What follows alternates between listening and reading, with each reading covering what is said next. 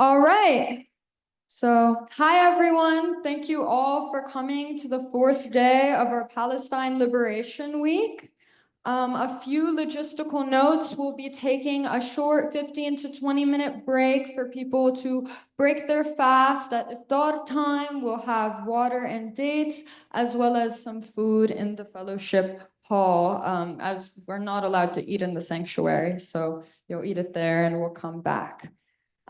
We also have a room for people to pray and we will point people towards. And if you need to use the bathroom, there's some in the back two corners behind the sanctuary, as well as some in the hallway.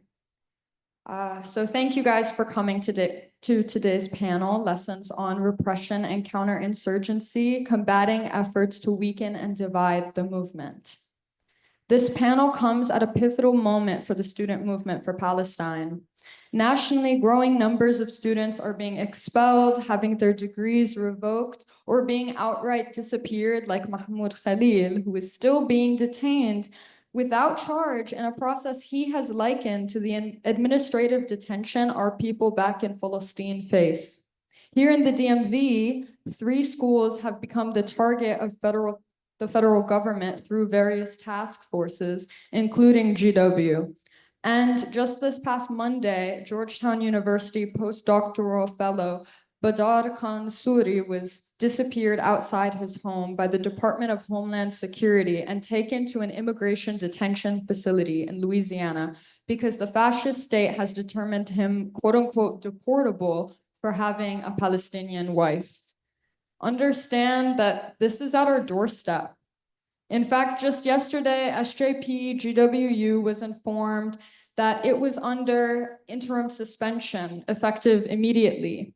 This is SJP's 3rd suspension, although this time it's a little different. The suspension came before any kind of due process, and the language of the suspension specifically stipulates that they're forbidden from hosting any events or meetings, even off campus or online. So this is being hosted under the DMV SJP coalition. Important. But in the face of this escalating repression, we have a responsibility to assess the moment that we're in, understanding our current conditions and the landscape of repression, and learning from the successes and losses of our revolutionary predecessors. History is fraught with examples of movements felled and power lost to counterinsurgency and divisions. As our movement gains more traction and repression increases, it is more important than ever to remain vigilant, to build unity, and to unite forces against those who seek to genocide our people without resistance. And without further ado, I'm going to pass it off to Lance to introduce our panelists for today.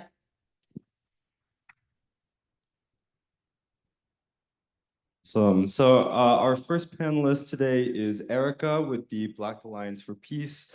The Black Alliance for Peace seeks to recapture and redevelop the historic anti-war, anti-imperialist, and pro-peace positions of the radical Black movement, opposing both militarized domestic state oppression and the policies of destabilization, subversion, and the permanent war agenda of the US state globally. Please give her a welcome.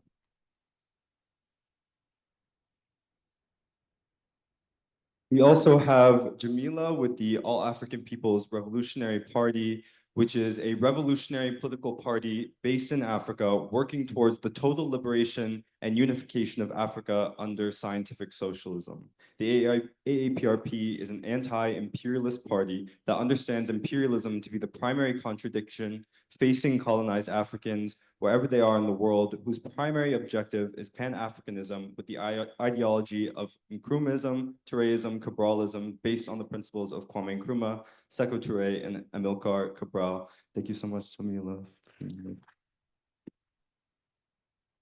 And our last panelist today is Zaid with the Palestinian Youth Movement. The PYM is an independent, transnational, grassroots movement of Palestinian and Arab youth struggling for the liberation of our homeland and people. Please welcome Zaid. Thank you guys so much for coming. I'm gonna pass it off to one of you. I don't know who wants to start to give some opening remarks.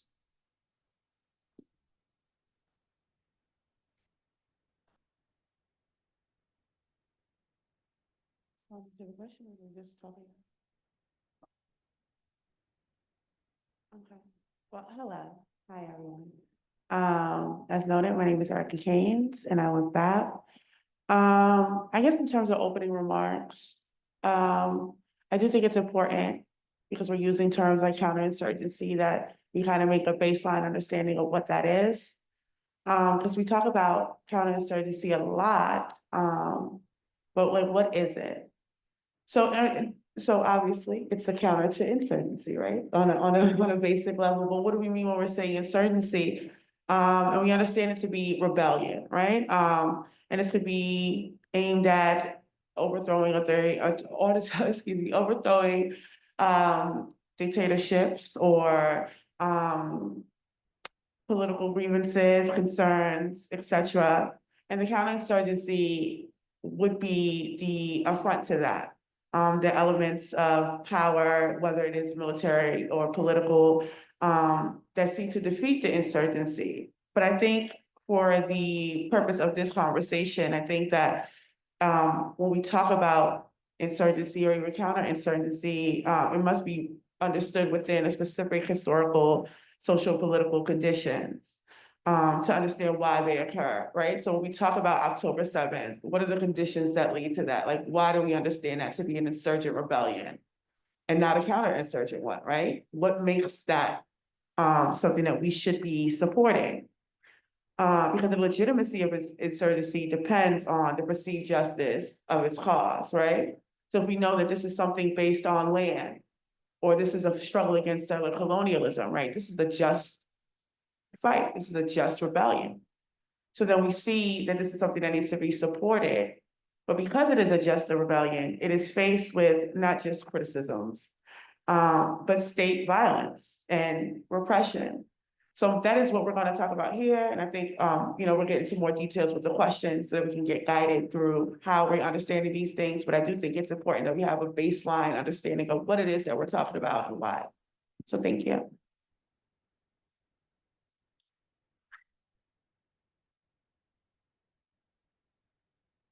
Hello, everyone. My name is Jamila. Again, I'm from the All African People's Revolutionary Party. I'm really excited to be here with you all tonight.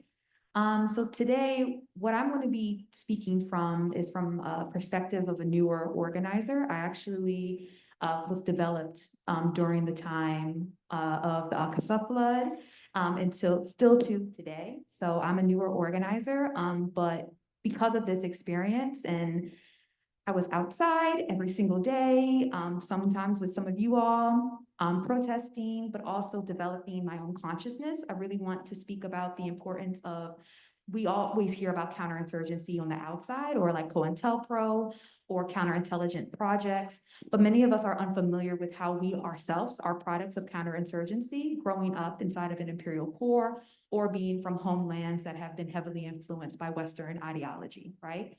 So I wanted to start just my introduction with a question for everyone in this room. You can just raise your hand. I just would like to know who I'm talking to. But how many people in this room are actually in an organization fighting against imperialism? Okay, so the majority of us in this room is, and the ones that are not, that's okay. But it's really important for us to understand that we are working, all of us hopefully, are working to build a movement that we can win campaigns that we have set forth for ourselves to achieve. But how do we focus on these primary contradictions that we are fighting against in the concept of what we're talking about today, specifically around Palestine? That primary contradiction is Zionism, right? But we're talking about the broader world, right? Many of us are fighting against imperialism. We understand that Zionism is an ideology of imperialism, right? So these both are primary contradictions depending on the topic that you're talking about with them in. But how can we fight against these things when we ourselves internally have our own contradictions that in turn, us just growing up where we have, can overshadow the missions that we set forth for ourselves? Yeah, like I said, again, some of us were born here, some of us were not born here. But at the end of the day, we've all been heavily propagandized. And we've been exposed to different sorts of culture that allow us to pretty much pretty much counter anything that may not seem truthful to us based on our understanding of the truth. And I want to be very clear that if you grew up in the US, especially growing up in the US educational system, every single time we go to school, we are being taught to counter any sort of revolutionary thought. And yeah, I just would like for us to come into this space really talking about like internally how we may cause the counterinsurgency that we're also fighting against. So we're going to talk about that. At least I'm going to talk about that from that perspective today as a newer organizer who also had to deal with their own internal contradictions and not center those over what our overall campaigns are, which should be smashing Zionism and defeating imperialism. But I'll pass it over to our comrade now.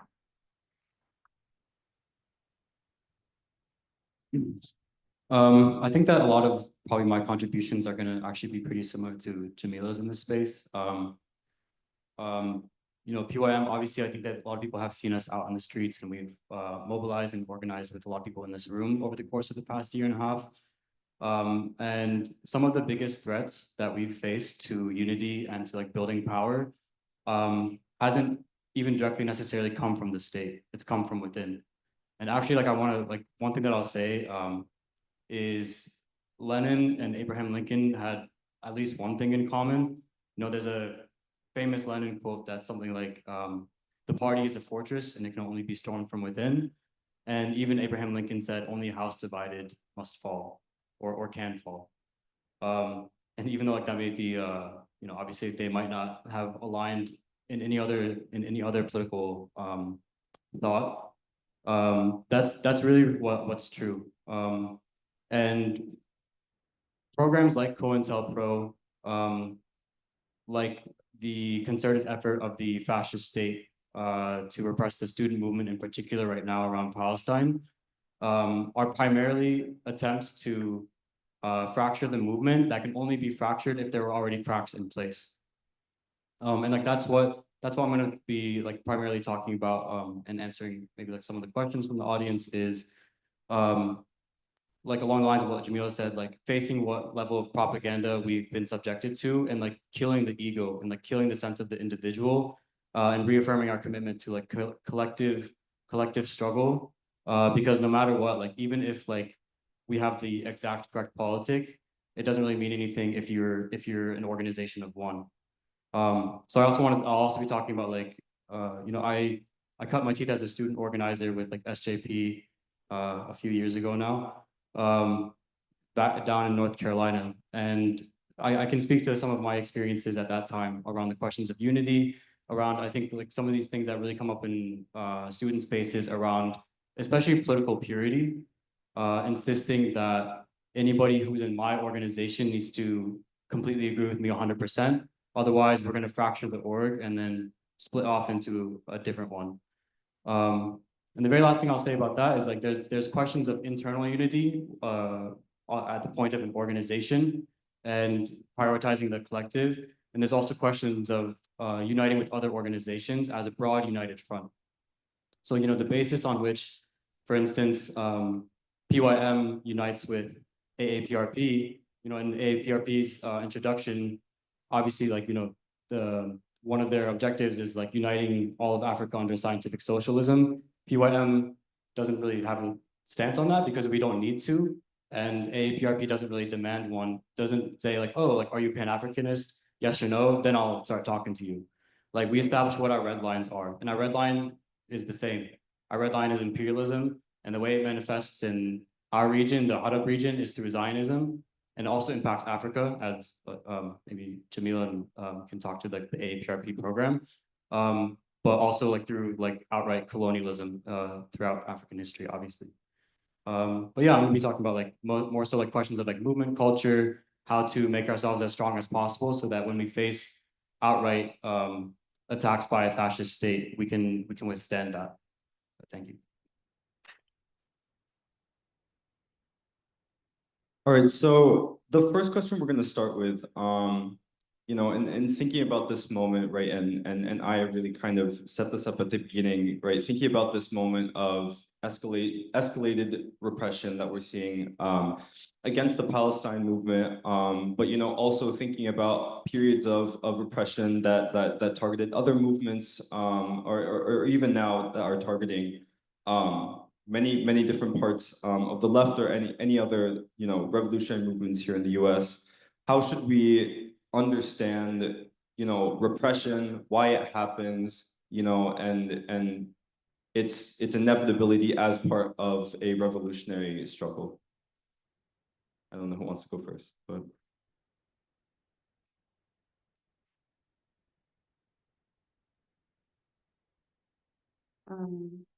Yeah, that's a lot for a question. So I will try to take it point by point. Even to what I spoke to in the beginning about understanding or making or having clarity on what we're saying when we say counterinsurgency, primarily because just even as what was mentioned in the introductions, the vastly detailed introductions that they gave that I did not.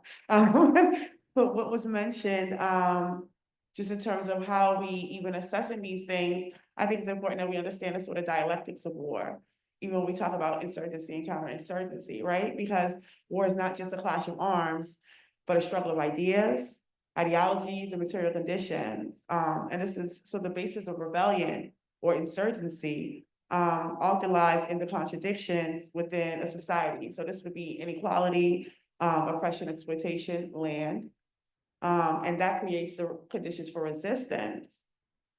But I do think if we're talking about things like counterinsurgency, especially in this era of social media, and then how we have grown to mobilize as a generation, right? Especially in the last 10 years, how we view or what we deem legitimate, not only depends on the perspective of those in power, but it depends on the perspective of those of us who are organizing, right? That we have a really critical understanding.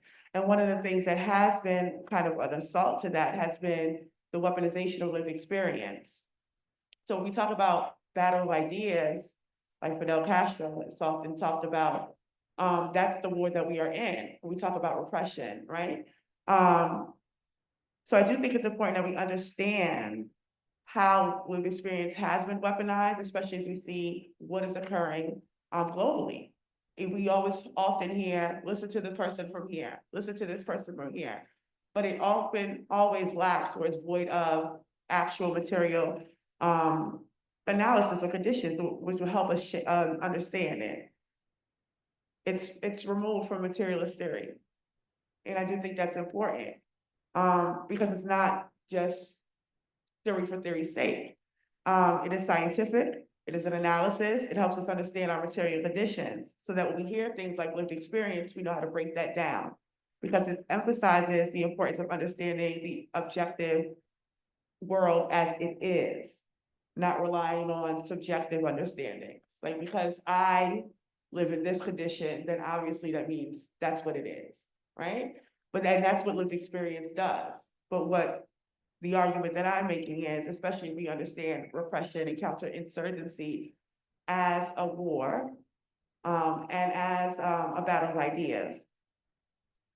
So without interrogating the class character or historical context, the analysis becomes superficial, right? So that it just becomes, because I am from here, because I lived here, because I was born here, because my auntie works here, I know firsthand. This means that our impressions of society, well, one, I just want to point to dialectical materialism, because that asserts that human knowledge cannot be abstracted from practice. So our understanding of reality is shaped by our engagement with the constantly changing material world. So this means that our impressions of society are not static. They are intertwined with the material conditions of the society. So overemphasizing your individual experiences just blurs the lens. It makes things confusing.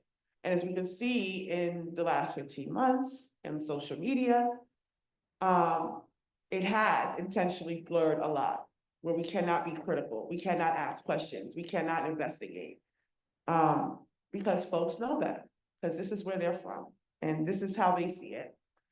But when it becomes individualized, it aligns with a plethora of varying interests, right? Everyone does not have the same objective, which I think is important, right? Because we have people who are outside for Palestine, who want a two-state solution. And then we have people who are outside for Palestine who want a free and sovereign Palestine, right? So everyone's objective is not necessarily the same, but they're outside nonetheless, right? So how do we decipher that? So I do think that dialectical materialism provides those tools, but on a more basic level, right? Because I want to talk about the science.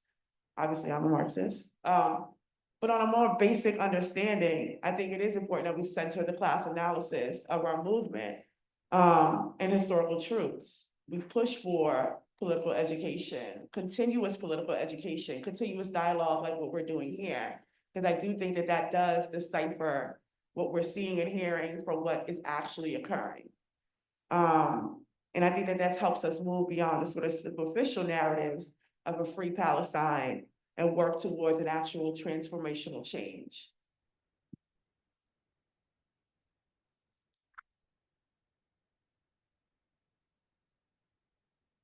Couldn't have said better myself. Thank you, Erica. So yeah, when I think about this question, again, the first thing that comes to my mind is that, hey, we are propagandized people, right? So the main focus should also be, as we're organizing for the campaigns that we've set forth for ourselves, us all in this space, we all want to see a free Palestine, I'm assuming. We want to smash Zionism, right? We do not want to see these systems of imperialism to be perpetuated in any other area of the world. We have to understand that we have to become new human beings, okay? That means that we have to shed everything. That means that we have to come to these spaces, to these new conversations, humble enough and willing to listen and learn, right? And willing to struggle with people, right? I want to be very clear. Struggle is not inherently good or bad. It's just struggle. There's nothing wrong with having conversations with people that you may agree with or you may disagree with, as long as you all are on the same page of the sort of amount of respect that you have for each other, and there's a clear goal that you all unite on, right? I'm not saying that you all should have conversations with people that you guys have no similar objectives to, right? That's just wasting time. But within our movements, right, we may have different ideas or tactics of how we plan on getting to our overall objective, and that's okay if we have different perspectives, okay? So I just want to be very clear. We have to be humble. We have to be very, very, very humble, and we have to be willing to learn from each other, from ourselves, and from the people that have also been doing this longer than us, right? And I'm saying that again as a neuro organizer because that is how I've been able to advance. I've come into the situation humble. I've been humbled, and I'll talk about that myself. And there's nothing wrong with being told you're dead wrong. Like, it's nothing wrong. We didn't choose to grow up here. We didn't choose to be inside of a world that has colonized us, that has enslaved us, that has genocided our people. We didn't make that decision, right? But the decisions that we do make is what we do about that, okay? So, Erica mentioned this a little bit before, but I really want it to be very clear to everyone that with revolution breeds counter-revolution, okay? Like, that is a tactic that is used to be able to subdue the revolution that is happening. And so once we understand this fact, we will begin to see a change in the way that we view our struggle and also the way that we view the world, that we are trying to organize, right? And then we're trying to also bring the masses of people in the world into this movement. We don't want it to stay just with us. We want it to be led by the people, right? So I just have a few questions. How many people in this room, because Erica mentioned it before about social media, right? And I'm what is it? We Gen X, right? Yeah, I'm a part of that, right? I'm 25. I forgot, but no, I'm not a millennial. I'm born in 99. Don't play with me. But how many people, if we use social media pretty much is what I'm trying to say. A lot of us rely on it to get new information, right? So we use social media. Some of us may have been radicalized through a post that we've seen on Instagram and gone to actions based off of that, right? But how many people in this room have seen social media posts of exposing organizations or individual people? Okay, And how many of us how many of you, right, us, me included, have based our information, our understanding of a situation based off an infographic or letter on social media and have stopped engaging with particular organizations because of that? It's okay if you don't do it anymore. If you've done it in the past, it happened. It's something that we have to understand. That is an effort to keep us distracted, okay? No revolutionary or principled organization would ever do no public social media post and calling out any sort of contradictions, okay? That's number one, right? If there's something going on between an organization or individual in an organization, those conversations are usually done behind closed doors between leadership in these organizations. When you all see these public social media posts, that is an example of people not understanding how they're participating and perpetuating counterinsurgency in themselves, okay? And I'm saying this because, again, a lot of us use social media a lot, and there's really, I would say, something wrong with it if we only use social media. But we have to understand also that social media is not ours, right? Social media is something that was created by the people that oppress us, okay? Most of these platforms are owned by Zionists. So we need to be clear with that, right? So when we start to see things being, for example, right, I can see a post that DMV PYM created, and it's an infographic about maybe what has happened today in Palestine, right? And it could have 100 likes in the post, but a letter exposing some random organization that has been working, you know, in solidarity or organizationalized for the freedom of Palestine or any other movements could be amplified, right? That is not something by chance. That's something that is on purpose, okay? So pretty much what I'm saying is that you see something on social media, right? That doesn't mean that you have a full understanding of the situation or even have a full investigation, okay? And I think we all have heard this quote, no investigation, no right to speak, okay? So I just want to be like very clear that we have to stop.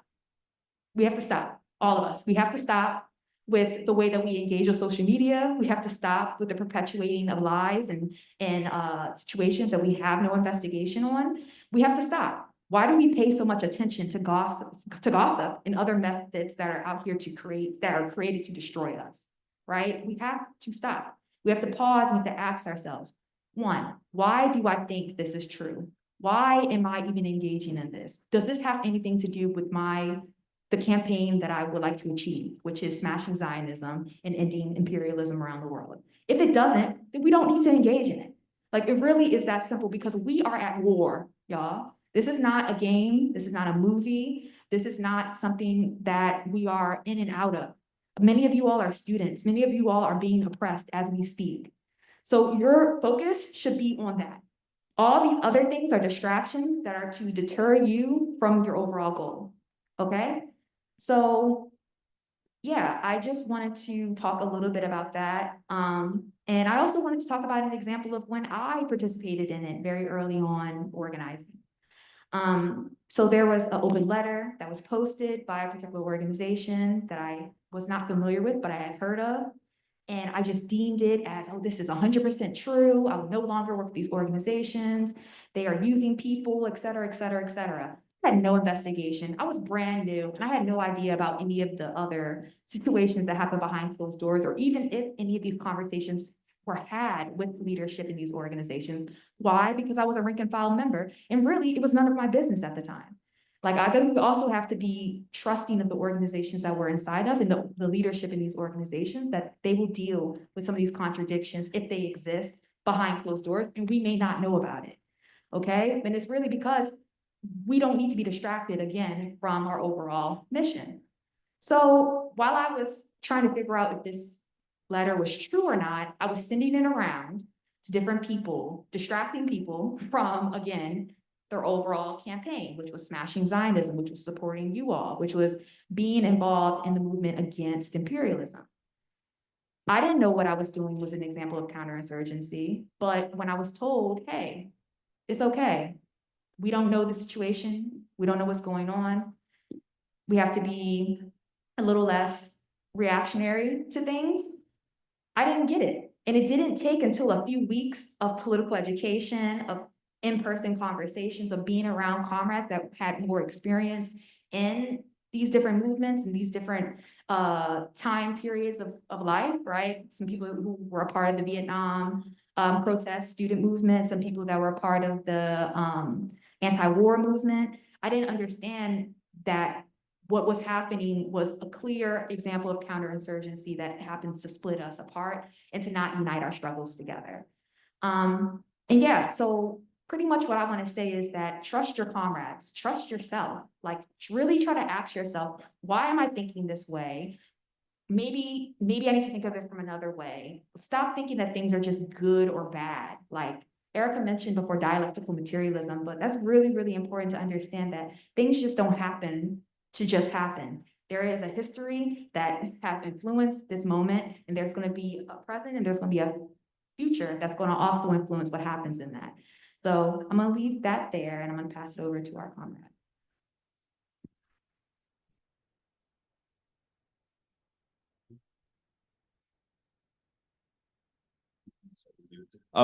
It is iftar time. We do have, again, some water, dates, food in the fellowship room. Sorry, Zaid. We're gonna start with you again after, but yeah, feel free to go. We're gonna give it like, I'll say 15 to 20 minutes, like by 7:35, like try to start heading back in here, taking your seat again. And for people who need a room to pray, we'll show you guys down the hall where that is. So yeah, see you guys again at 7:35.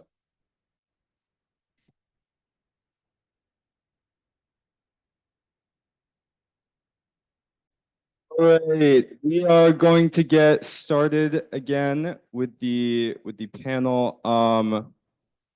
I will pass it on to Zaid. I think the last question was about historical examples. Yeah. Can you guys hear me? Oh, that is too loud. Okay. Okay, cool. Yeah, so I think in general, like we should understand, I think it was like already framed in the question, but being an insurgent or revolutionary force necessitates counterinsurgency and repression. I think that like sometimes there are people who get involved in organizing, and then shit hits the fan, and it's like, all right, like, oh, I didn't want to go that hard. Let me pull back. Then they have the most short-lived organizing career, even though, you know, the struggle is supposed to be a lifetime. Like, I don't think we're gonna win like a full like eradication of imperialism necessarily in our lifetimes, but like that's not a reason not to take it up and like not to take that very, very seriously. It's like that's an obligation that we all have in this room and everywhere. But I think that like there are a few misconceptions about repression in general. I think that when people hear repression or counterinsurgency, there are very dramatic images that come to mind.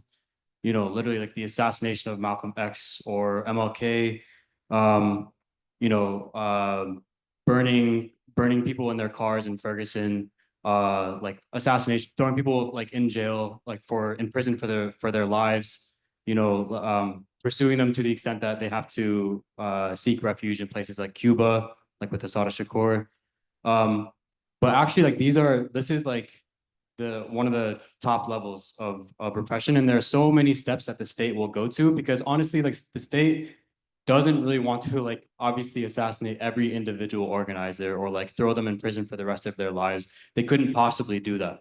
So there are calculations that they have to make to try to seek out as much information as possible from organizations and from movements in order to get organizers to blow up their own organizations before they would even have to directly intervene and do so themselves.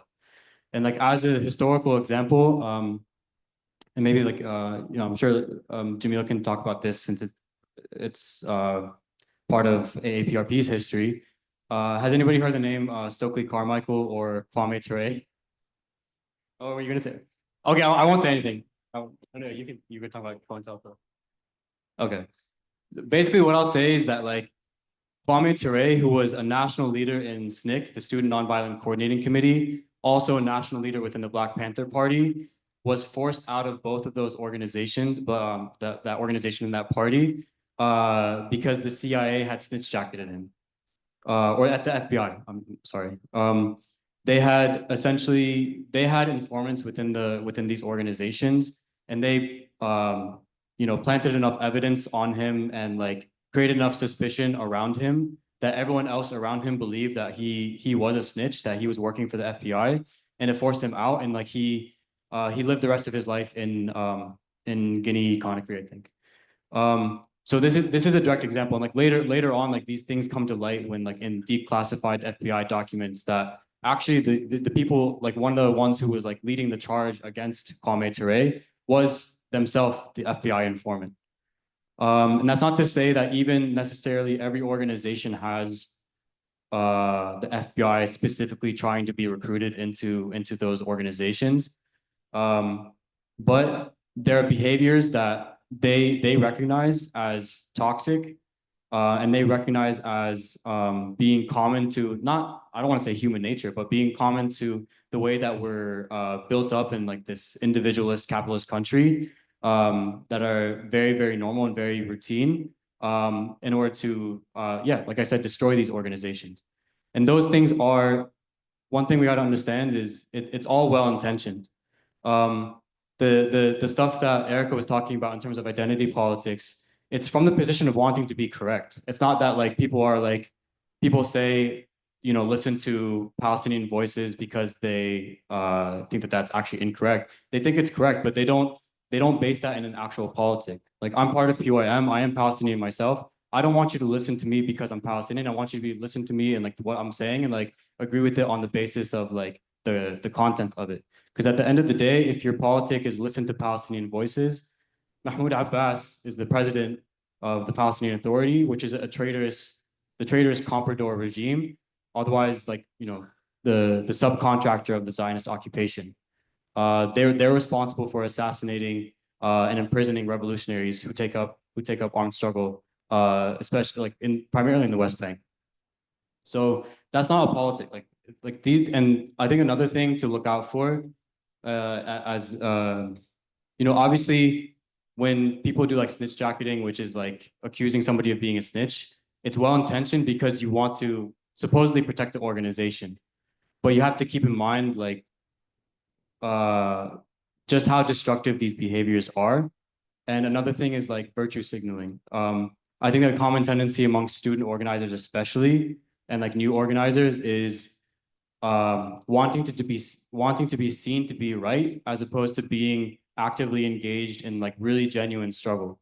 So I'm gonna put up a Congolese flag and a Palestinian flag in my Twitter bio, and like that's my stance, and like everyone knows where I'm coming from, but I'm not gonna do anything about it. That's just like at that point you're seeking to absolve yourself of a responsibility to engage in struggle, because struggle is like a daily process where you primarily have to like kill your sense of ego, kill your sense of like individualism, and commit to whatever cause you're a part of. And for us, all of us up here, it's anti-imperialism, and in the Palestinian struggle, it's like national liberation, and anti-colonialism, specifically anti-Zionism. So yeah, I just wanted to say like these virtue signaling, and not actually taking up genuine work, is like one form of like destructive behavior, because at the end of the day, if I'm in an organization and I'm only trying to like advance my personal opinion, but then I'm also like, I'm not willing to like carry it forward, that's incorrect, and like that's counterproductive. And that's actually one thing maybe I'll send to SJP, and like maybe they can send around this link. But there's actually the CIA, back when it was called the what was like the Office for Strategic Services or whatever. This was like declassified like decades later, but they had a manual in the 40s that was a field guide to simple sabotage. And it got into like a lot of things like, like that were very technical around electricity or fuel or stuff, but it also got into things like how to sabotage organizations or like workplaces. And some of the behaviors, I think, like, as I say each of these things, maybe like all of you can, I'm not gonna ask you to like raise your hands and say what you've exhibited yourselves, because they're very common, but like think about a time that you've done these things or seen these things. One of them is when a discussion is happening, when a political debate is happening, referring that to a committee instead of like letting that discussion play out to its like natural conclusion. So it's like, all right, like maybe like let's not engage it here. Let's take that to the political education committee. Another thing is once you reach a point of, once you like resolve on a point in one meeting, bringing that up for and like reopening it the next meeting or even later in the same meeting, and insisting that like, okay, if there was democratic debate and the majority, there's a majority viewpoint that won out and I'm in the minority, I have to take up that position as though it was my own idea, because we can't publicly we can't publicly represent these fractures in the organizations that we're a part of. And like a common thing that I think happens is like, let's just say PYM is planning a protest, and then there's a few individuals who really disagree with the majority, and they're like, I think we should have it at this place instead of the other. And then let's just say it happens, and then let's just say like something pops off and like something goes wrong. They might come to the next meeting and say, I told you so. That is so counterproductive and such wrecking behavior that is actually like very common to human nature, or like I should say, I guess, again, the way that we're propagandized and like these things are instilled in us here. Again, it's like it all stems from a sense of prioritizing the individual over the collective, wanting to be right as opposed to like wanting to be engaged in active struggle. Because I said it before and I'll say it again as a final point, there really is no point in holding the perfect political position if you're not capable of advancing it as part of a mass movement. And ultimately, it's my view, and it's not everybody's view necessarily, you need organizations to advance a mass movement. But mass movements aren't made up of similarly like-minded people who are just hitting the streets and then going home and then doing nothing about it. Or organizing and like struggling is actually so much less dramatic than that on a daily basis. It's setting agendas, it's taking notes, it's committing to a constant process of like self-betterment and political education. And then there are points of escalation. And the PYM, I'll tell you, like the PYM was unprepared for October 7th, 2023, but like has vastly expanded our own infrastructure in a way that like we are far more prepared now that the ceasefire, we foresaw that the ceasefire was fragile and temporary. And like now we're able to respond to it much more effectively than we were when the genocide first began. So yeah, that's what I'll say about that point.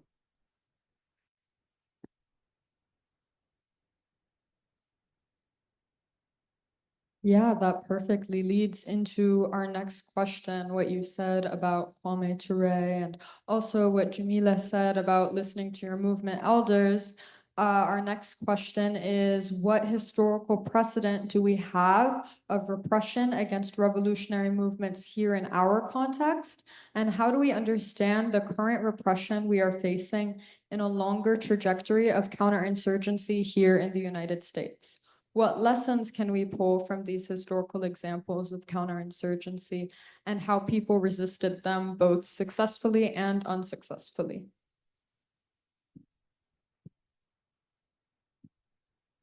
Okay, yeah, so to start out, I just want to correct my comment real quickly. Back to Kwame Ture, I think this is like a very, very important story. I really want you all to like understand, right? So Kwame Ture was identified very early on as a very bright mind that was involved in the Black Power movement. He actually was one of the people that coined the term Black Power. But Kwame Ture was born in Trinidad, right? So Kwame Ture, in the eyes of the US, was a foreigner, okay, that was causing dissent around as they deemed us Africans here in the US as necessary to be subhuman to all the other aspects of citizenship here in the US, right? While this snitch jacket was put on Kwame Ture, he was on his way to Cuba, or I can't remember the name of the conference, but he went to this important conference that Fidel Castro was putting on for the entire world, really, and about Cuba and its advancements and different things like that, right? While he was in Cuba, Fidel Castro determined that Kwame Ture was not a snitch and that he was someone that was dedicated to the movement. Instead of sending him back to the US, where he would have been killed because at that time we were engaged in active warfare against the state, right? So we did whatever we did to protect our movements. And if someone was deemed as a snitch, they had to be dealt with in that time, right? Instead of sending him back to the US, he sent him to Guinea-Conakry. And that's where Kwame, well, at the time he was Stokely Carmichael, met Kwame Nkrumah and Sekou Touré. And that is how actually he began down this pathway of revolutionary Pan-Africanism. And he ended up actually being the first, one of the first people that was in the official All-African People's Revolutionary Party Work Study Circle. And he was assigned from Sekou Touré and Kwame Nkrumah to take this party and develop it inside the Western Hemisphere as they were developing it on the continent through the PDG and the PIAGC and other African political parties that were fighting against their colonialism, right? It's really, really important to understand this because if it wasn't for Fidel Castro, a more experienced revolutionary comrade, right, being able to identify maybe the mistake in some of the younger, more inexperienced comrades that did not achieve their goal of national liberation, right, then we would have lost this mind that actually has given me, members of my party, and many other revolutionary Pan-Africanists, but just revolutionaries, period, the ideology and the mindset that they needed. If he would have passed away in the 60s, we would have not known Kwame Touré. We would have only known Stokely Carmichael, right? So I really want us to think that through when we're around some comrades that may make mistakes, right? That may do really dumb stuff, right? That's like really annoying. And it may seem like to us, okay, they're distracting us. They are in their own ways counterinsurgency, but we have to figure out a way to be able to deal with and operate among these comrades and not distract ourselves from our mission and our goal, and also give them a chance to develop themselves. If someone gave up on me when I started that mess, I would not be where I am today, right? So we also have to, as we're developing ourselves, remember that we have to be like kind to each other and remember, like, yes, we are at war, but we're not supposed to be each other's enemies. I wanted to speak briefly about how many of these movements people know about, right? How the militarized police here in the US targeted revolutionary nationalist movements inside these borders. For example, the Chicano movement, the American Indian movement, the Black Power movement, the Boricua independence movement, and many, many more movements were crushed and destroyed and really threw people into prison. Some of them are still rotting away in prison. Some of them were newly released and, they die, unfortunately, shortly after they're released because of old age or medical neglect or torture that they experienced inside of these prisons, right? We have to understand that the US did have a very, very strong revolutionary movement that was crushed by the state, right? And if we don't understand like the level of psychological warfare that we are faced daily and that we have been facing historically, we're not really going to understand the enemies that are external, but also the enemies that are within ourselves. So yeah, like, I just wanted to be very clear that, there are many examples of misinformation and counterinsurgency here inside the Imperial Core, but also worldwide. For example, a lot of these US-backed regime changes come from the start of this counterinsurgency that may start by bringing in a nonprofit or a non-governmental organization inside of communities that are maybe there under the guidance of, oh, we're feeding the people, or we're educating the children or whatever. But their real actual goal and their method is really to breed this sort of dissent and propaganda that is against the current government or governments or revolutionary movements that are in power or that are developing where they live, right? And I really want us to like sit back and, maybe this is like an assignment after you guys are finished here, but I want you to do some really deep research about what happened in Nicaragua, what happened in Cuba, what happened in Sudan, what happened in Venezuela, what happened in Nigeria, what happened in Syria, because we need to understand what actually is developing and how even we are playing into the levels of counterinsurgency that allows this regime change to happen and the genocide and the abuse of people, right? So I'm gonna leave that there, but I just really want us to like understand that anytime the US, if you're saying something and the US also says it, you should probably guess it's a lie and do some more research behind it to figure out, okay, hey, is this true? Is this not true? What facts are missing, et cetera? Because this country lies not only to us, but to people all around the world. Really look for detailed, trusted sources. You know, I'm in the All African People's Revolutionary Party, and we write about a lot of stuff, but I'm also a member of the Black Alliance for Peace. And BAP, we write about everything. So you could go to our website and find something on every piece of the world, and it can give you a start of your journey of understanding and learning about what really is the truth and what is not, right? We should just be constantly asking ourselves, how do we know that this is determined to be true or not? And then I'm gonna yield there.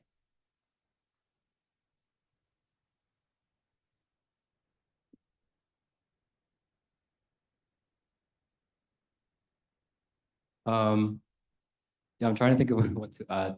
I think I kind of jumped the gun on my previous response. Like the only thing I'll add is historically, like looking at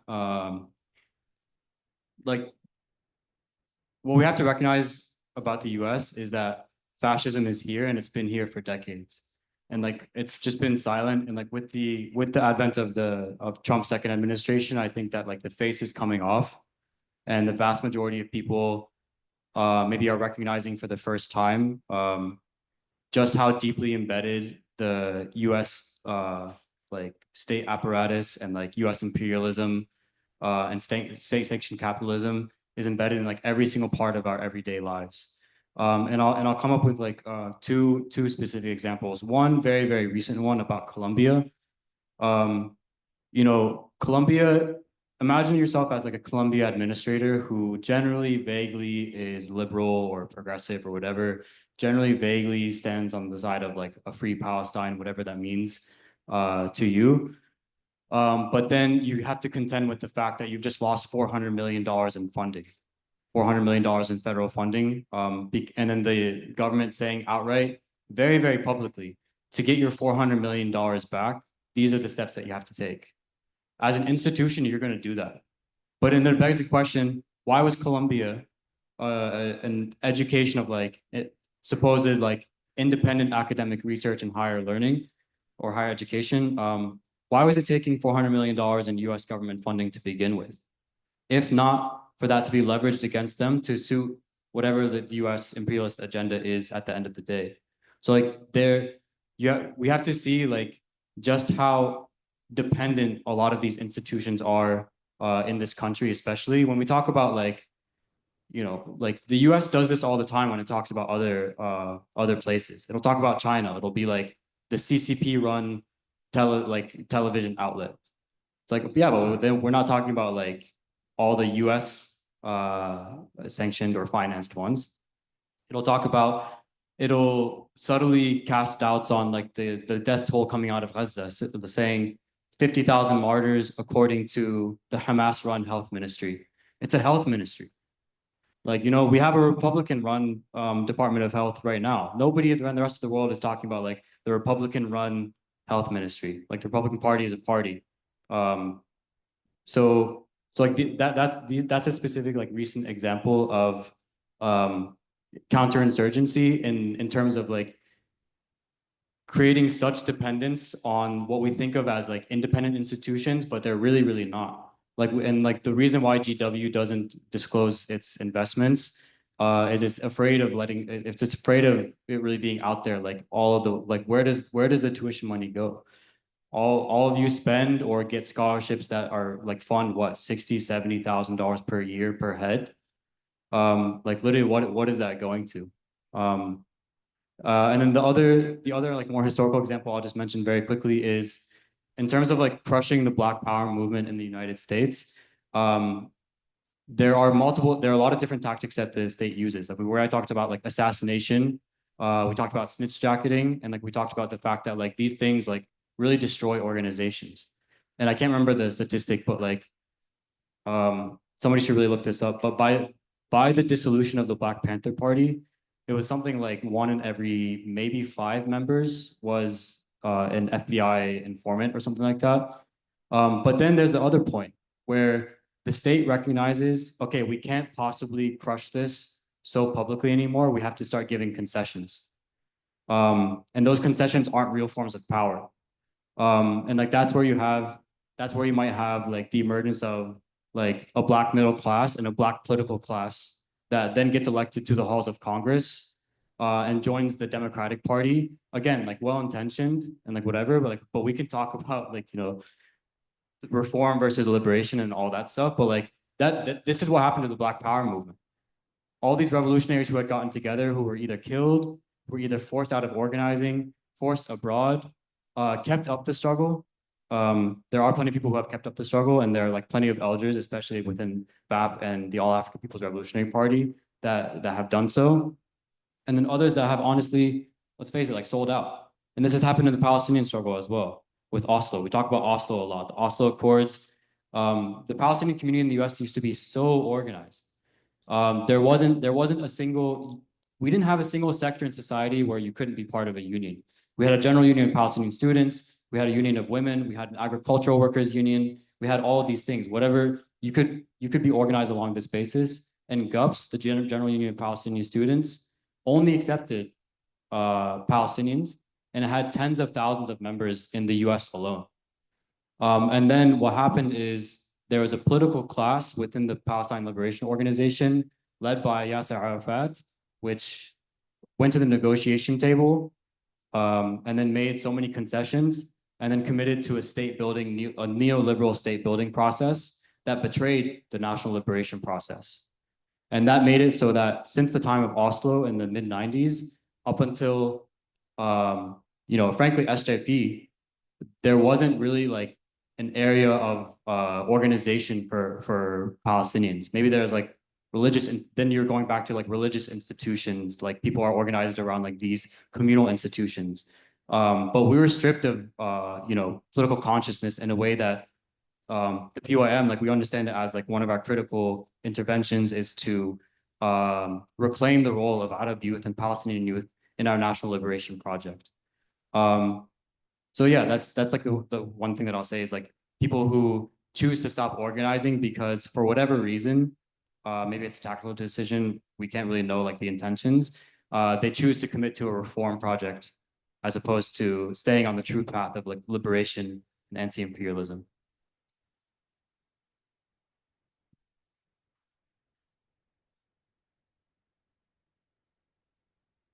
I just wanted to know something quickly, and I'll try to be brief because I figured that they would give a lot of history, so I would need to do that. Right, you know, that would be just pouring it on thick, right?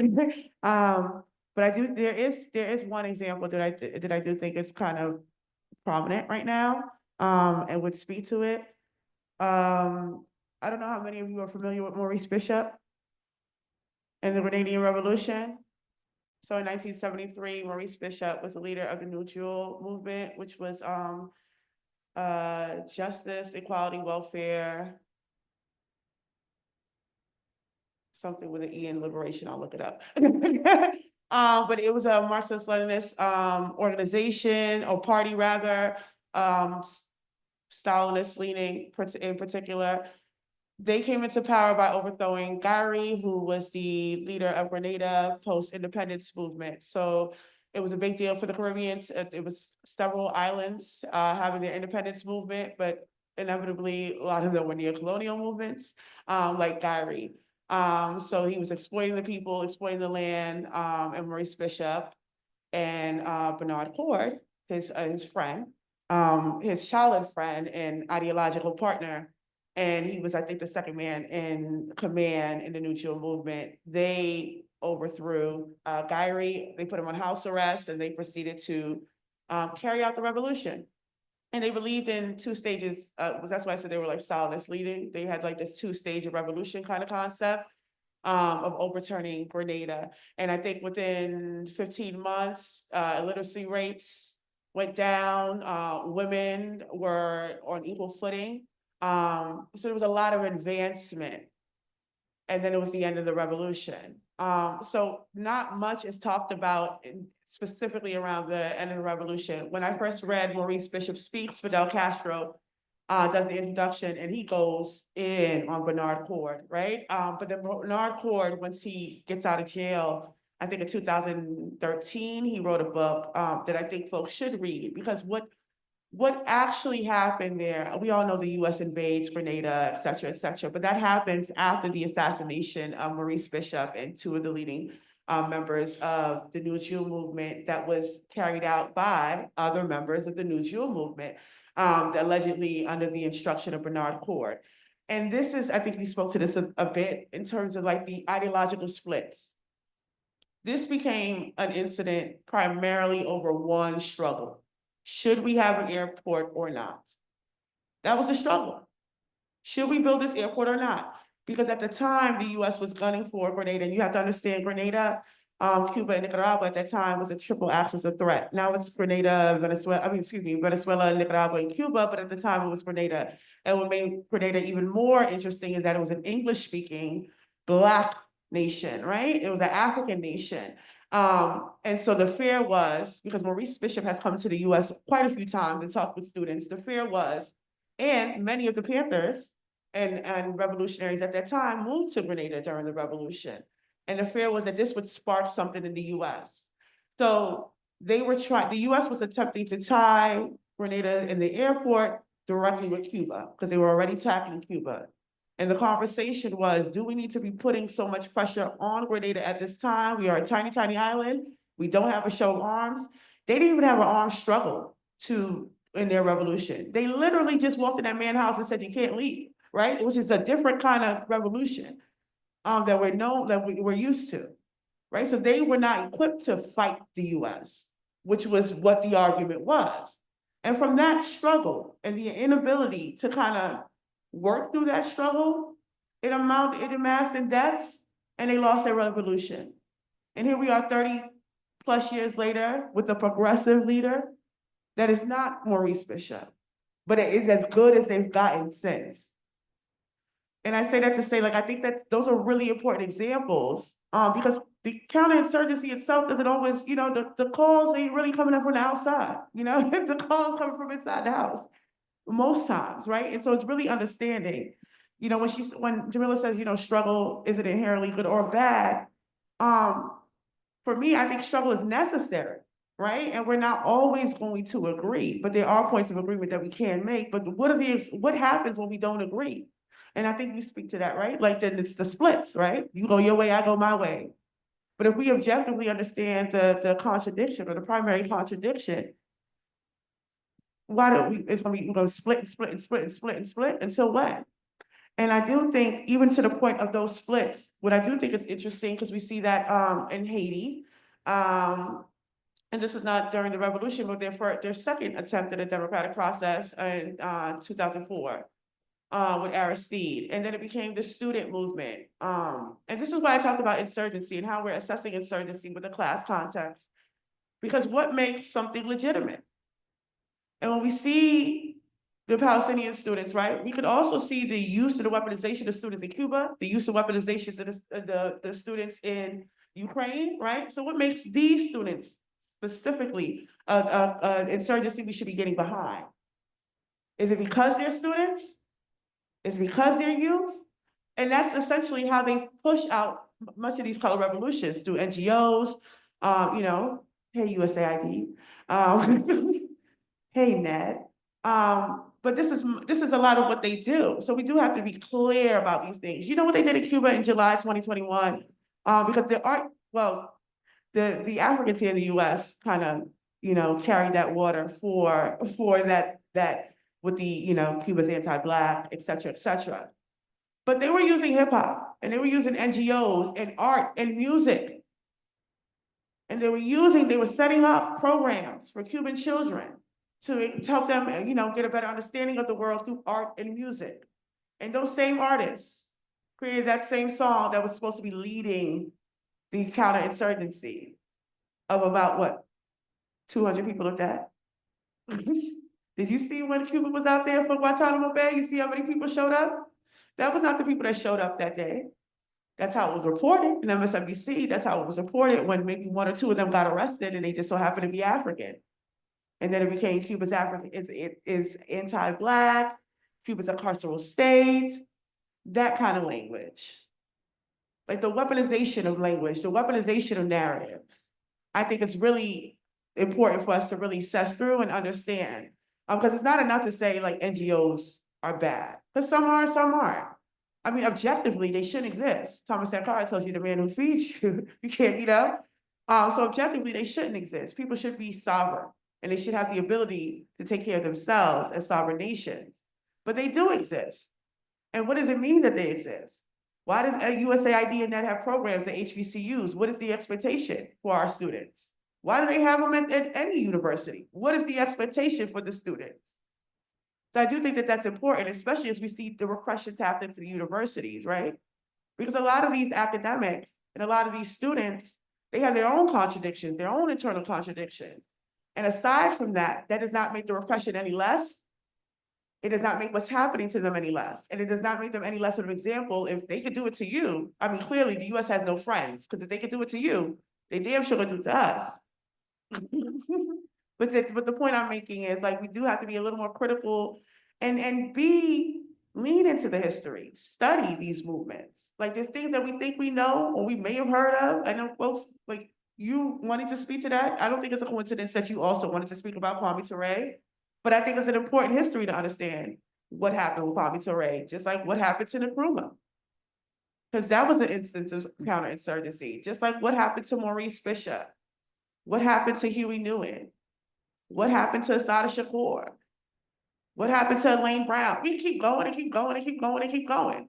But I do think it's important that we do understand that everything is not as it seems oftentimes, and it's not the first time we hear a thing should not be the last time we hear a thing.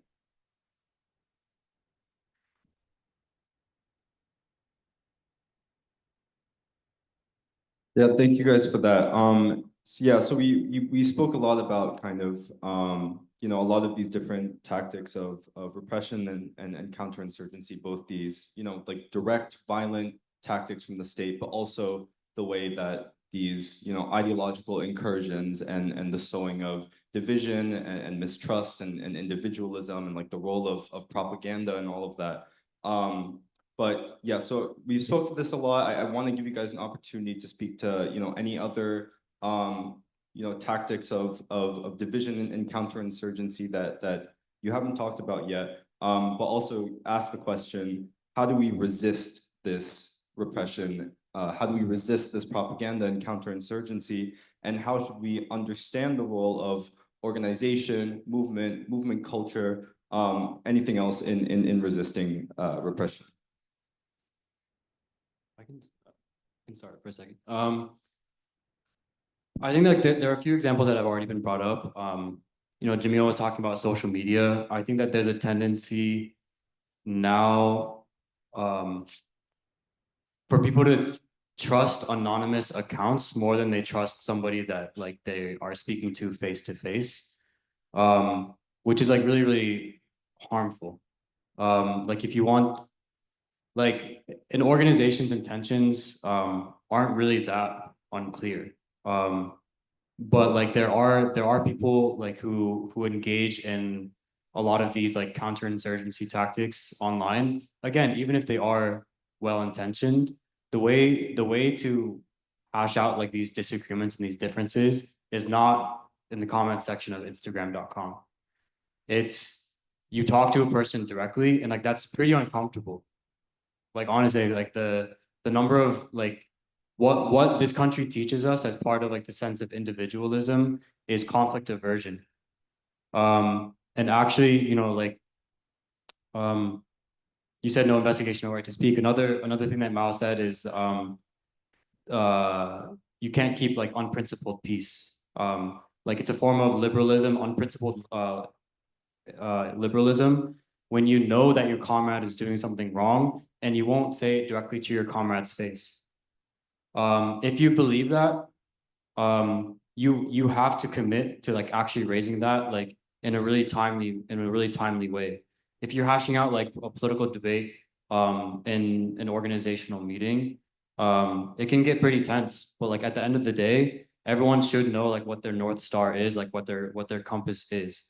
And you know, for PYM, it's anti-Zionism. we'll unite with almost anyone on the basis of anti-Zionism. Like we won't unite with like imperialist forces or like all that, but like, you know, anti-imperialist, anti-Zionist forces, like we're down to organize with you. And that means that we're down to organize with Marxist-Leninist groups, with anarchists, with literal NGOs, like, you know, American Muslims for Palestine, US Campaign for Palestinian Rights. This is a common basis of unity that we have with everyone. So I think, I feel like I'm sort of all over the place with this question, but again, yeah, just like trust the people around you. And if they've done anything to lose your trust, then just raise it to the person around you. Like what, like Twitter and Instagram are like honestly as productive as they are for like connecting people and like being really conducive to this form of connection and like this form of struggle. It's not conducive. Like the state has also utilized it as like a battleground, not just for the fact that like as Jamila said, like it'll shadow ban things. Like if we post an action, sometimes we'll get like literally 100 eyes on it, despite the fact that, I mean, everyone probably has been shadow banned at some point for sharing content. So I won't really explain that. But also like these aren't sites to like hash out disagreements, because everyone's ops are on there. Like these are public fora. Like just think about organizations as like family units, if it like makes any sense. Not in a toxic sense of like NGOs will be like, oh, we're like a family. But like if I disagree with my brother, I'm not gonna yell at him in the street. I'm gonna talk to him at home. If I disagree with my comrade, like in the moment, like when we're in a public space, if we're out front of the White House and like there's cops around and there's like hundreds of people around, I'm biting my tongue. Or I'm like going off to the side or like gonna hash it out later because it's like not important. So I think that these are like really common tactics that like, again, it's not that like somebody's coming in and like it's genuinely an FBI informant or like an op, but like op behavior is so common. And like, but that's not a reason to then snitch jacket, just to like witness these things and be like, oh, they even jokingly, like we can't engage these things as jokes. Like saying that they're like part of the FBI or something. So again, like you like expressing criticism, struggling through things in the moment, directly face to face with your comrades, and then coming out of that with a higher point of unity than you had going into it, because like you know where everybody stands, and like at the end of the day, you're all on the same page about the things that actually matter.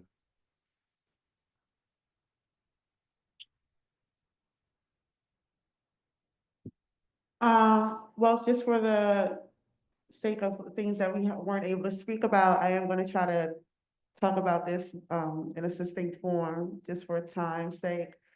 But more recently, I wrote a piece with my comrade Plow on a concept called prison imperialism. And I want to just note that the first time I've ever heard that as a concept was with a webinar that I did with the Alliance for Global Justice in Samadoun. And we were talking about prison imperialism, but it's the prison industrial complex from not just the US, but in is how Israel is playing out as it pertains to Palestinians. And the conversation was about how we're seeing the outsourcing of these tactics, primarily from the US and Palestine, but then also look at Colombia, that we see them trained by Israelis. So you're seeing this sort of manifestations of this kind of practice that does come from the US in tandem with the surveillance tech and the partnerships with Israel.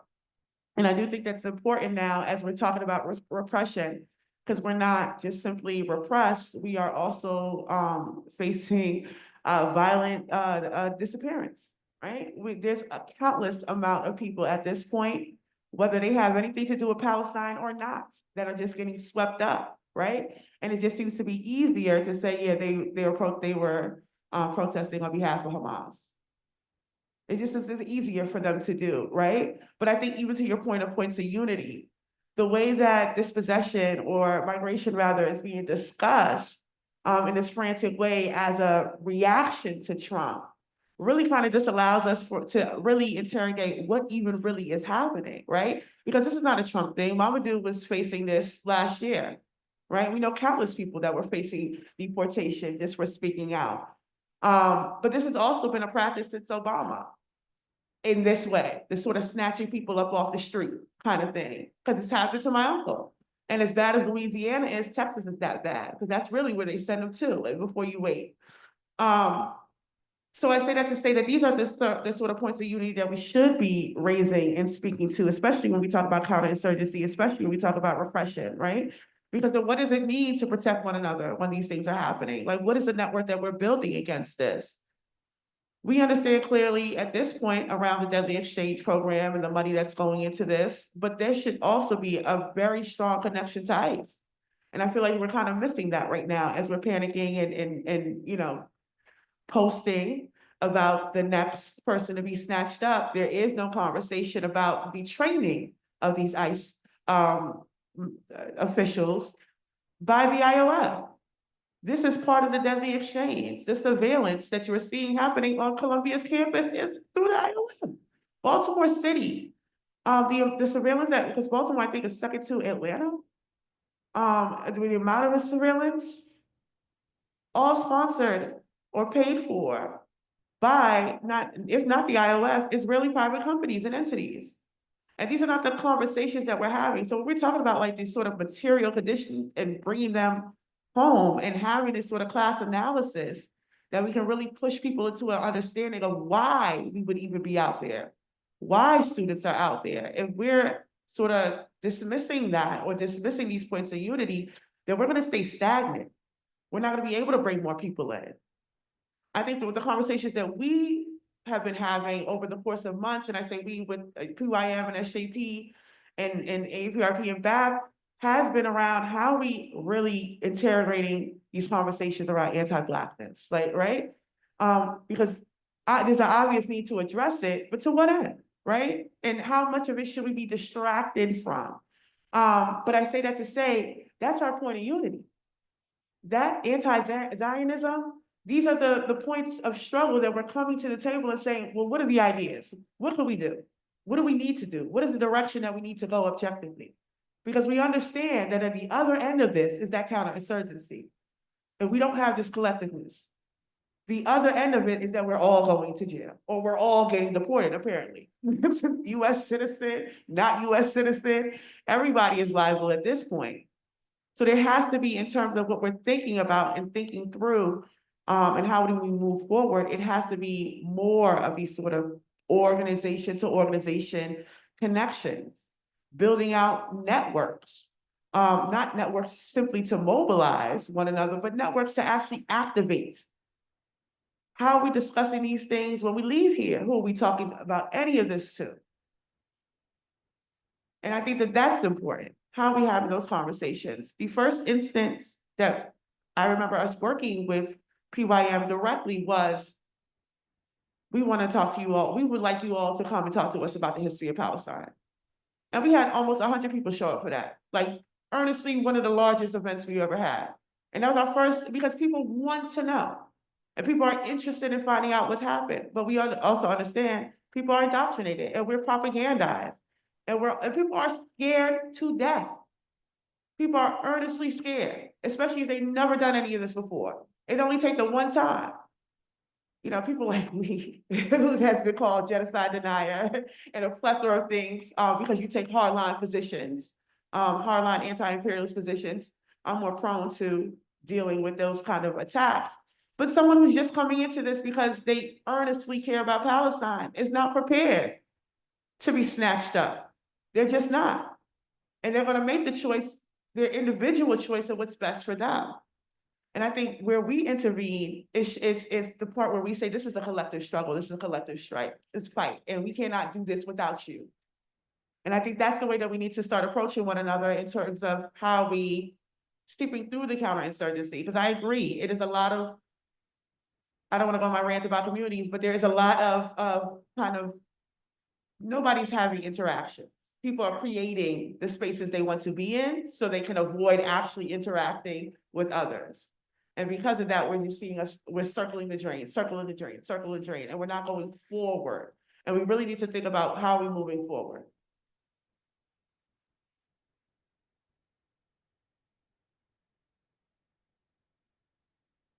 So I don't want to repeat anything my comrade said because I 100% agree with everything that they laid out with this answer. But there's something that I really want to discuss a method that I've witnessed was something that has been tried to weaken and divide the Palestinian movement with us here inside of the Imperial Core. So the Al-Aqsa flood happened October 7th, right? We hit the streets. It started off being a small amount of people, but over time it grew and grew and grew. And by November, when we had that mass protest here in DC, it was thousands of people in different areas of the city protesting. I've never seen so many different looking people of different cultural backgrounds, of different races, to combine themselves together and to fight against, you know, what's happening, the genocide that's happening against the Palestinian people, right? But shortly after this, we start to hear these calls as to what about the Sudan? What about the Congo? What about whatever else, right? And so at the time when I was looking at it, I was like, oh, okay, like I didn't really understood why people were saying what about, because every action I was a part of, the speakers from the Palestinian Youth Movement or speakers from other Palestinian liberation organizations, us and the All African People's Revolutionary Party and the Black Alliance for Peace, we were speaking to the connections between the genocidal occupation of the Zionist state in occupied Palestine and the genocidal imperialist campaigns in Africa and also here inside the imperial core. So we were genuinely perplexed as to what people were actually talking about, right?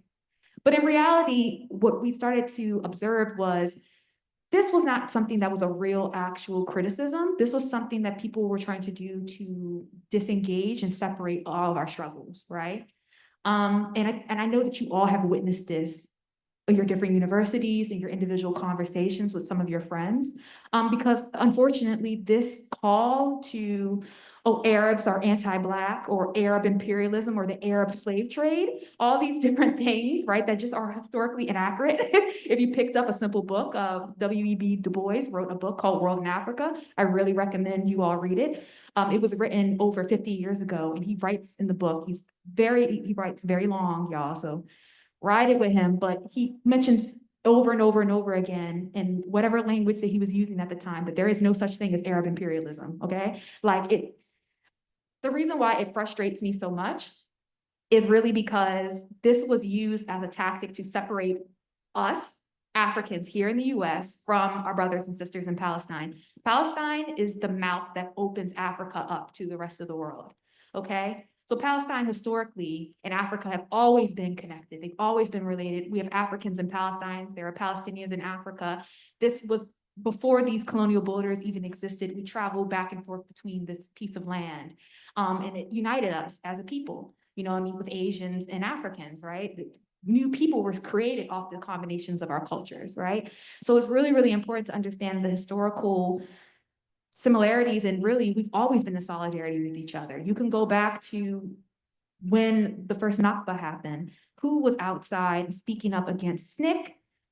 They were funded by actual literal Zionists and lost a lot of their funding and that support from these Zionists because they were speaking out in opposition of the genocidal campaign against the Palestinians. At that time, there was no African organization in the US that was doing that. They lost funding, they lost backing from certain churches, because you have to understand that this ideology of Zionism infiltrates all of us because we live in a white supremacist society, and Zionism is an ideology of white supremacy, right? So I'm bringing this all up to say is, like, again, if this was an actual contradiction that you wanted to discuss, why didn't you talk to your comrade or someone that you knew that you organized with on the side and say, hey, I see the similarity between what's going on in the Congo or in Sudan to what's going on in Palestine. And I think that we need to figure out a way to also highlight both of these issues and focus on how the primary contradiction really is imperialism.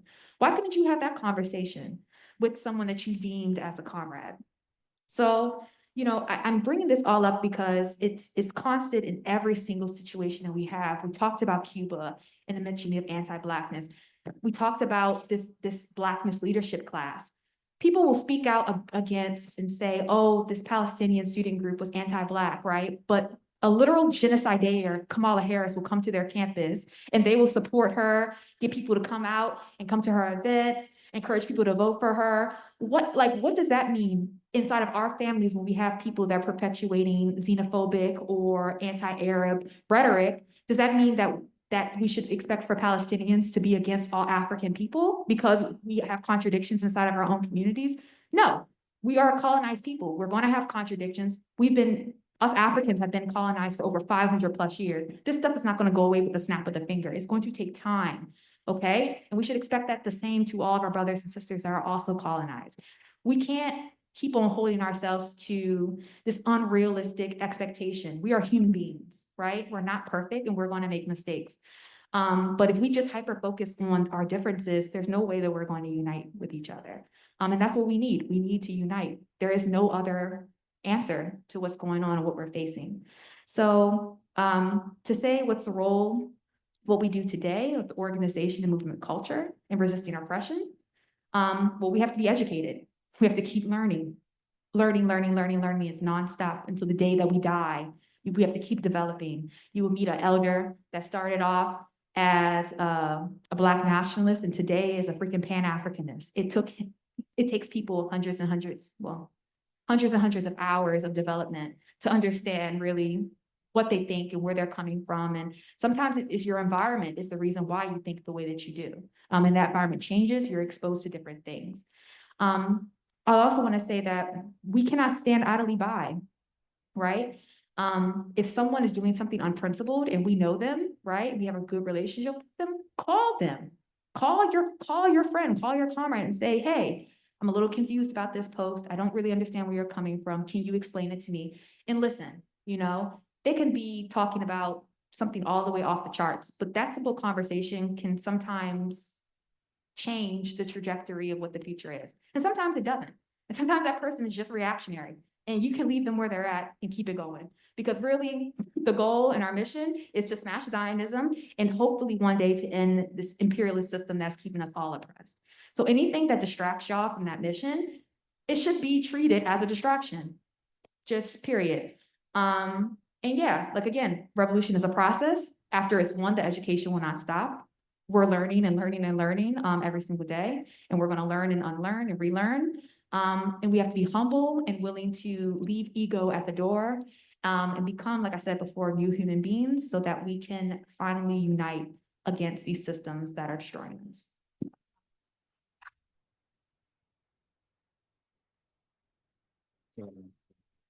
I just want to say one last final thing. To Jamila's point about people distracting with the whole what about Sudan, what about Congo thing.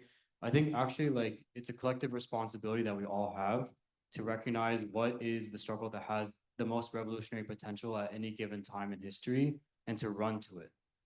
At times that right now it is the Palestine movement. During Trump's first administration, it was the maybe anti-ICE, maybe the anti-immigration movement. And as a specific example, I'll say I went to college from 2014 to 2018. That's when I was in SJP there. And the most effective thing, the best thing that we ever did was actually be part of a coalition that was committed to eliminating Confederate statues and symbols of white supremacy on campus, because that was the struggle that had the greatest revolutionary potential, even more so than realistically Palestine.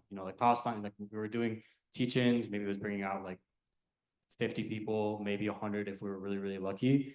But we were part of a massive effort of students that ended up toppling this Confederate statue that existed at one of the entrances to campus. So actually you should recognize all this whataboutism. It's actually an honor and a privilege to run to whatever revolution is advancing the most in this country, because ultimately the way that I can most advance the effort to rid Congo of imperialism is to achieve victory in the Palestinian struggle, because the common enemy is the US empire. That is the primary contradiction in all of the world, and that's the basis on which we'll unite with anyone. If you hate the US empire and you want to bring it down, then we're on the same side. That's it.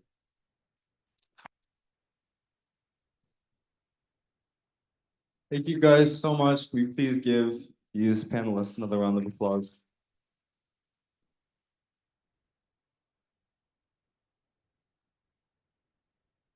So I don't want to hold you guys too long. Would there be time for a few like audience questions? Would that work? Okay. Does anyone have a question that they want to? Do you mind if I make a quick comment about like bed jacketing? Cool. So yeah, you guys talked about like snitch jacketing and that kind of thing. And I feel like one of the main ways that we can become internally counterinsurgent is by having like excessive paranoia about like our comrades, which you guys have mentioned before. And like I think that like especially nowadays with like crazy stuff like the Trump administration using like AI to identify protesters, like a certain, and of course they know how insane the surveillance state is right now, and has been for a while. It makes sense to have like a certain level of healthy paranoia, but at the same time, and like certainly like reading about how like things like COINTELPRO or Operation like Chaos in the past like affected like activists and revolutionaries is very like important. But also at the same time, like I've had a lot of examples, like when I've been organizing, of like people kind of going a little bit too far with the paranoia to the point where like it led to things like during actions like communication breaking down or like people like not trusting each other, which when we're trying to build like a like international movement, like a bigger coalition, that can always be a problem. So that's all I want to say. Thank you.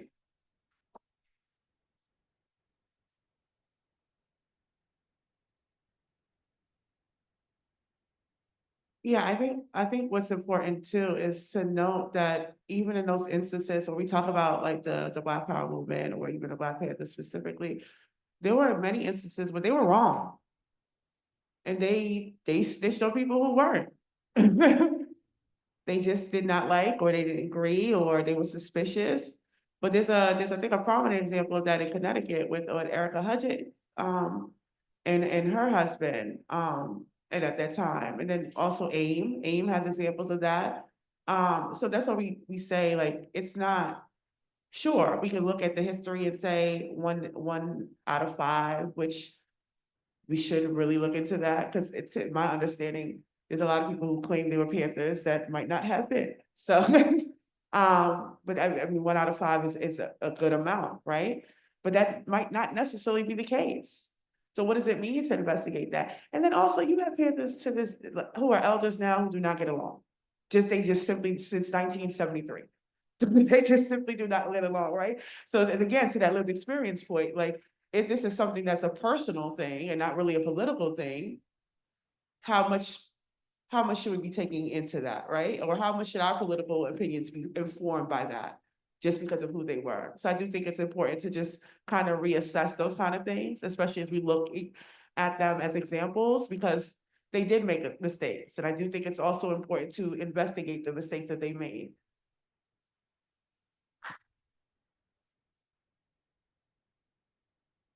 Have questions?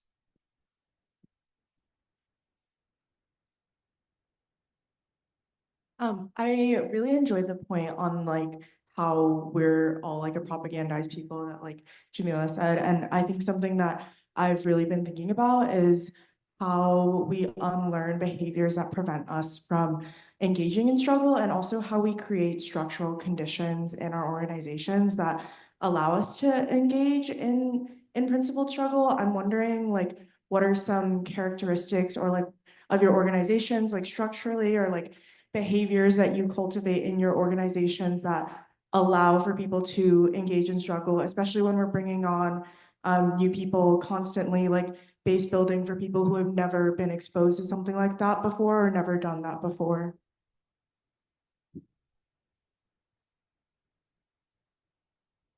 So I'll talk about the All African People's Revolutionary Party, and we also have a process inside the Black Alliance for Peace too that maybe Erica can speak to.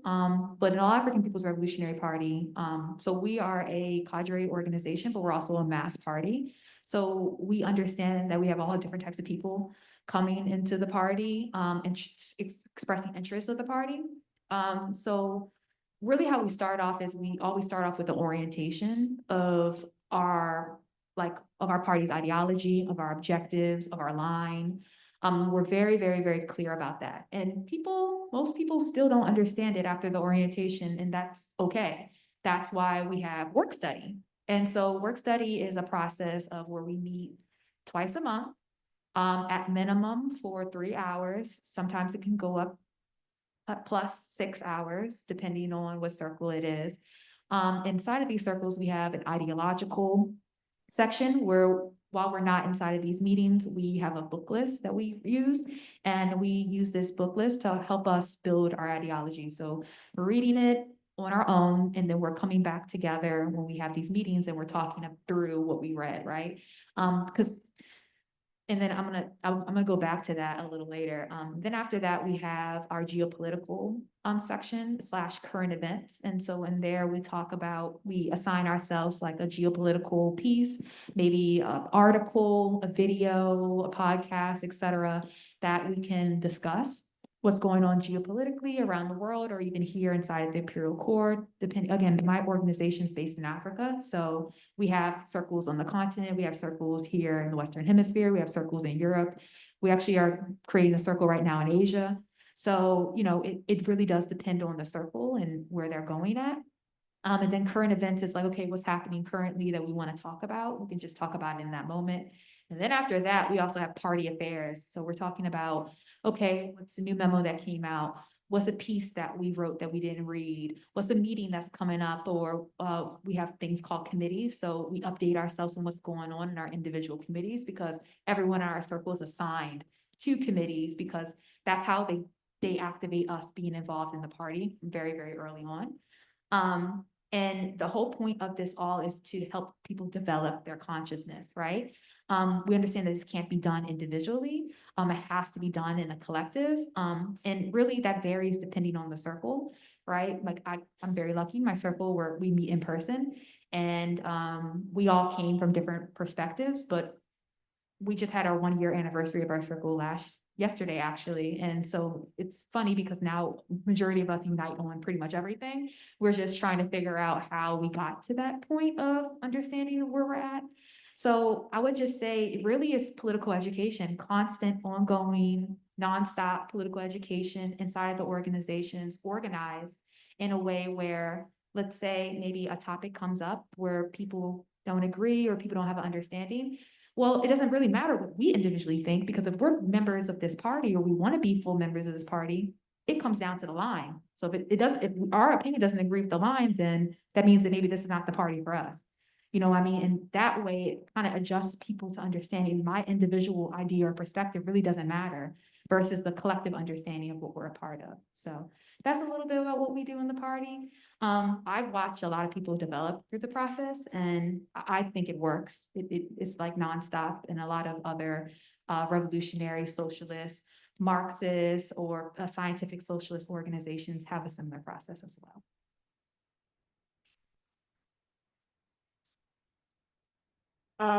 So BAP is not a party. BAP is an alliance of individuals and member organizations. So the process for that is a lot different because it is mass.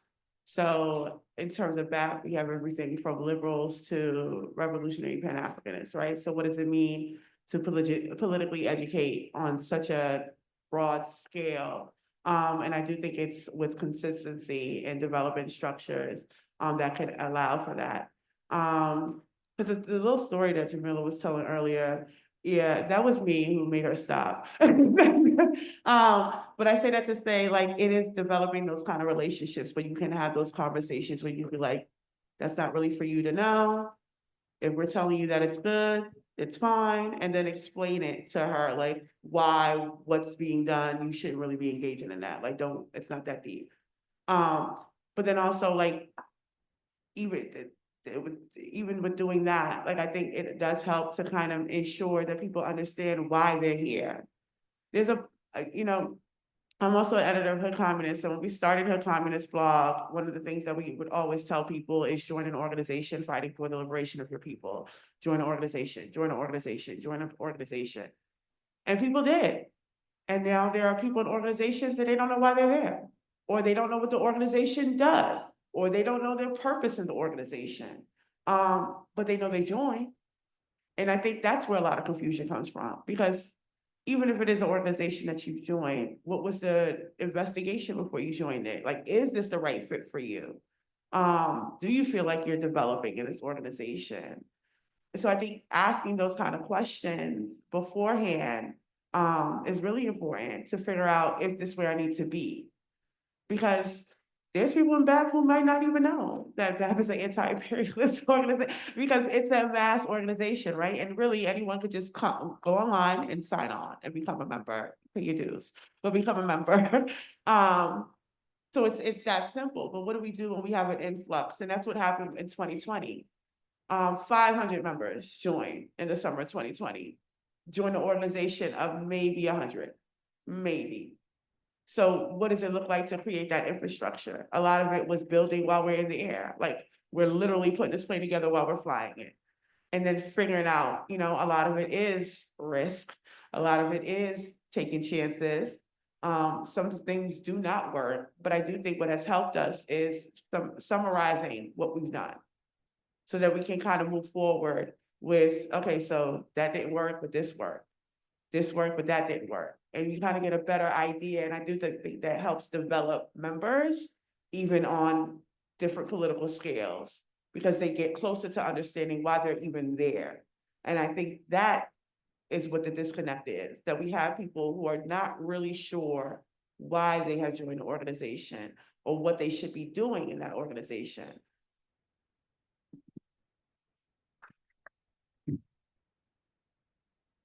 I agree with what Erica and Jamil both said about investigating before joining organizations, and also the importance of political education. The only couple things that I would add are PYM, like, we have a structure and we have a hierarchy. I think that there's a really common tendency amongst people, especially in this country, that like you want to undo the prevailing like hegemonic structure of like capitalism and imperialism. Therefore, the solution is a lack of structure. And actually what you're doing there is you're allowing for the predominant social values to still be inside of you, to still be inside of everyone, and they're going to exist regardless. Like, if you're like, oh, we can't have a leadership body because it'll like inherently be like misogynistic, for instance. It's like, no, like the hierarchy doesn't make something misogynistic. Like, that's a value that's like ingrained in us and like in this society, and like it manifests in a lot of different ways, but you're not going to undo it by like, misogyny is still going to exist in like really subconscious ways regardless. And then it creates all sorts of issues where it's like, all right, like literally somebody else, somebody like is really exhibiting poor movement culture or like harm somebody else. What do you do about it? Do you get enough people like shit talking about it in order to cause enough of a storm that like literally everybody, it's like pitchforks and like these villagers are coming after one person and like they're like forced out?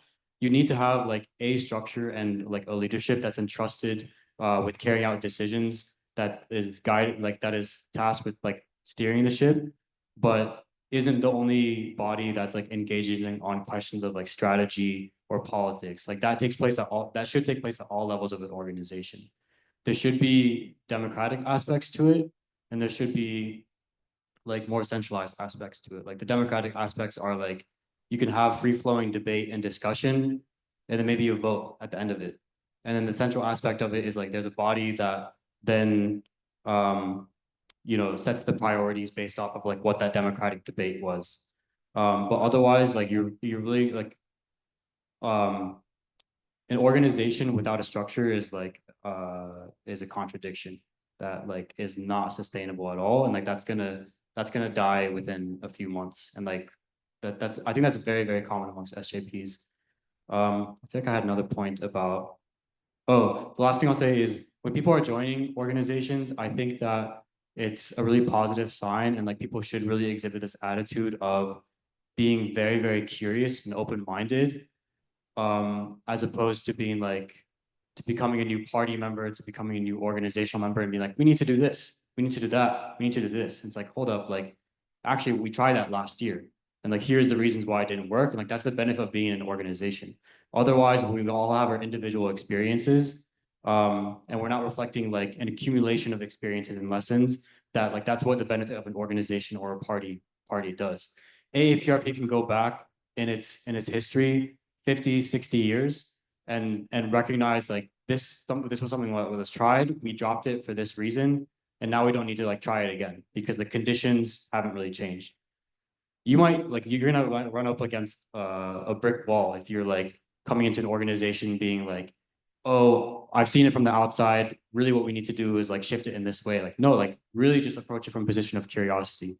And like, that's really the best thing. Not that any one individual knows better than you. Like, that's not what it is at all. An organization reflects like the cumulative experiences and a whole lifetime between different comrades of organizing.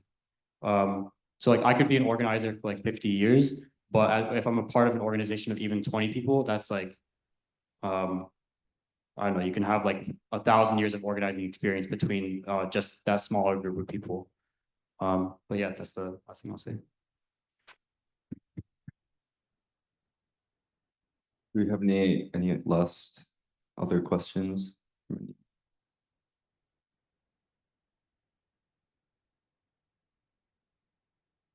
Okay, cool. If you guys maybe have any questions that you think of after, feel free to send them to the email that you received the RSVP from.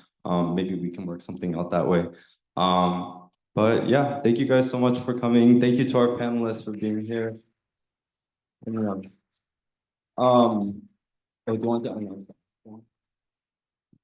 Tomorrow at 2:30 p.m., we are mobilizing at GW to demand GW divest from genocide and protect its students. It's so important that we show up in numbers, especially in the face of escalating repression. So I hope to see all of you there.